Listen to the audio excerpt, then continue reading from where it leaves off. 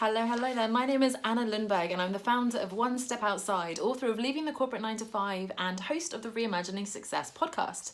Now, we've been doing a bit of a content series these last few weeks about why running your own business is the best, not only to create freedom and flexibility in general for whatever it is you want to use that flexibility for, but also specifically for having a young family, having babies essentially. So we've been talking about why it's ideal to have your own business when you are planning to have children, how you can set up your business so that it works for when you have children, and last week specifically how to set up for maternity leave or paternity leave, of course, so that the business will run while you're off spending time with that newborn. Now this week I want to look at what happens when you actually get back to work.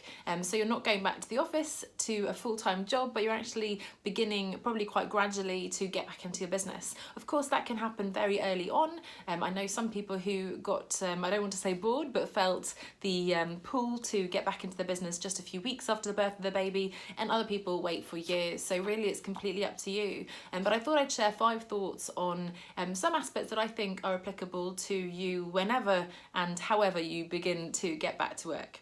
And so the number 1 is to remember your why. Remember, of course, what success looks like to you and get super clear on your priorities. You're going to have even less time than ever to focus on your business as well as all the other very important things now in your life. So it's really critical that you first of all know what is important, what are the important things, and of course people in your life, so that you're making the right priority calls. And secondly, knowing what are your non-negotiable criteria, what are the things that absolutely have to be done. And I think you will find that some things that seemed really important before might fall to the bottom of the priority list, and actually getting really clear on what really needs to happen in order to move your business forward is going to help your business much more than actually doing that long laundry list of things that you had before. So that's number 1, remember your why and your priorities. Now number 2 is to set boundaries and learn to say no. So based on those priorities, make sure that you really have clear boundaries between this is when I'm working, this is when I'm not working. Be super present in your business, be super present with your family, with your child, with your partner, and so on.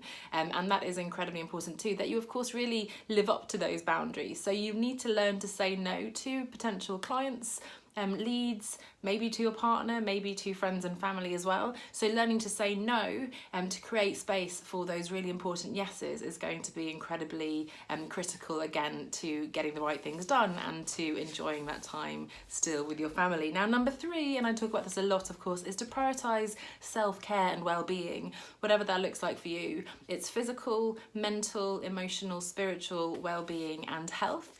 And of course taking care of yourself when you're running your own business, and by the way when you have young children, is absolutely critical. Remember that thing that the flight attendants say, put your own oxygen mask on before you put the mask on to other people, because you have to take care of yourself before you take care of others. Number 4 is to ask for help.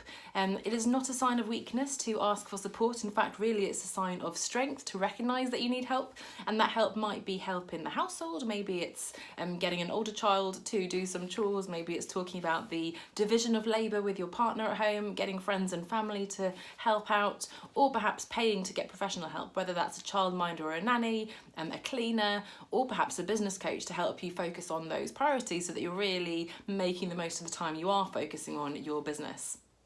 And finally, we can plan all we want, but the reality is things are going to be very different to what we think they will be. So I think expect the unexpected, recognise that there are going to be ups and downs just like there are in a business, and above all be compassionate with yourself and show yourself understanding. So things will go wrong, whatever wrong means, that's okay. It's going to be messy, it's going to be fun. Enjoy the ride, enjoy those ups and downs, and don't give yourself too much of a hard time.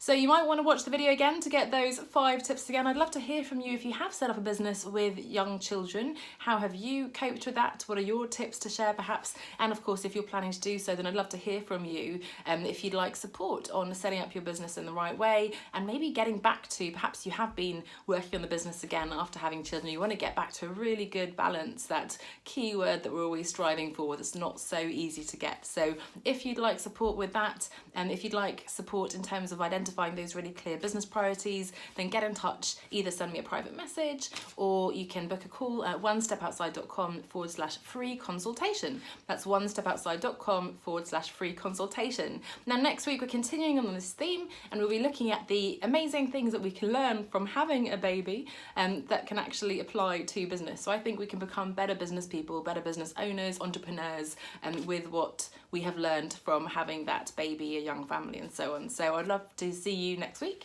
Have a great week this week, and bye for now. Talk to you soon.